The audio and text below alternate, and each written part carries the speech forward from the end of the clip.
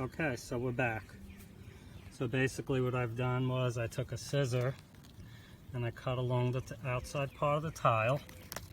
And as you can see under here, there's the other layer.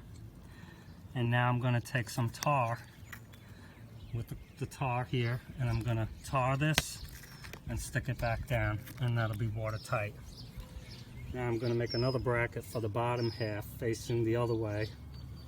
And then I'm going to measure the board and cut them to size and screw them in. And I'm going to do 3 of them going across the pool, across the roof. And that's it for now. I'll show you as I go. So there's our first bracket installed.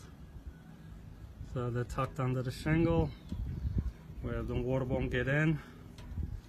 And we got one there and one there, and then the solar panel is going to mount to the piece of wood. That's where we are. That's the beginning. Got 2 more to go. Okay, so it's the end of the day. See if I could blow that up a little bit. You could see the brackets and the wood that holds it together. Then I decided to do plumbing. So put all these pipes together. They're going to run down the side of the house, and then the rest of the system is going to get hooked up to the filter. Hopefully we're going to get some good heat out of that bad boy. I don't know.